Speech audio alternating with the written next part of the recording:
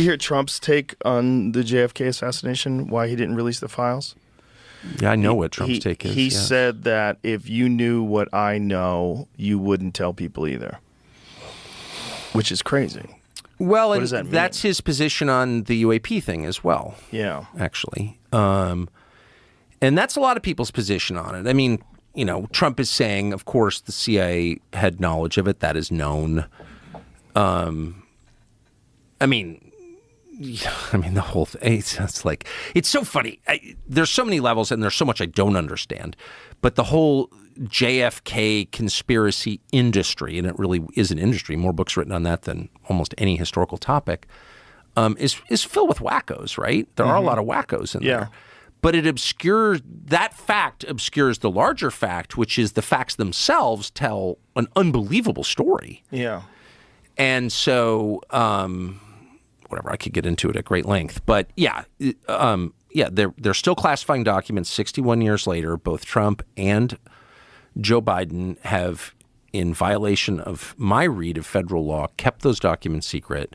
There's no living person connected to the Kennedy assassination. It was a couple generations ago. There's no one person whose secrets are being protected. It's an institution, or maybe countries. There may have been countries involved too.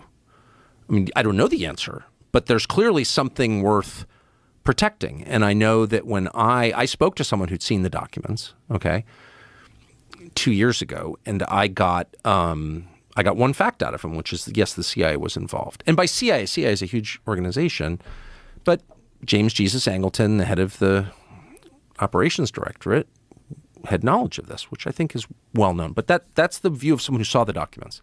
So I thought that was news. So I went on TV and said that. The next day, I'll never forget it, I went quail hunting. And I was driving back, and I got a phone call from Mike Pompeo's lawyer. Mike Pompeo was the Secretary of State, but before then, he was the director of the CIA. And in that position, he plotted the murder of Julian Assange. So he is a criminal as far as I'm concerned. But his lawyer called me and said, you should know that anyone who tells you the contents of classified documents has committed a crime. He's threatening me. It was in my car. With my dog sitting next to me, I'll never forget this. And I said, are you really saying that to reveal that the U.S. government had a role in the murder of a democratically elected president, to say that out loud, that's the crime? What about the actual crime, which is murdering a president? Like, you're covering up for that, Mike Pompeo. What did he say to that? He had no response at all. And so Mike Pompeo is the one who pressed Trump to keep those documents secret. And so it's like, what's crazy to me is not just that Pompeo did that. I think Pompeo is a really sinister person and a criminal. I think that because the facts suggest that. He was caught.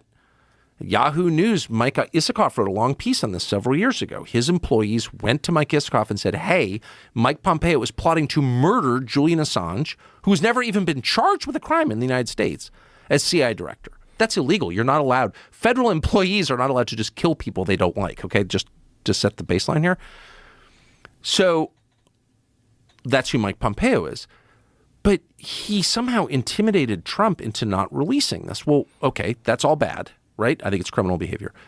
What's crazy is how Mike Pompeo is treated. He's treated as like a Republican poobah in good standing. He fully expects to become the Secretary of Defense in a Trump administration, which is like completely insane. Why would you take a criminal and give him nuclear weapons? Okay, that's my view. I think it's a common sense view. And like, he goes to fundraisers and dinners and everyone's like, hey, Mike Pompeo. It's like, no, you're the guy who kept information the public has a right to know secret. You're the guy who plotted the murder of someone who committed no crime. You are the outlaw. You are the bad guy. But no, he's treated as like, like a pillar of Republican Washington. I think it's mind-bending to watch that.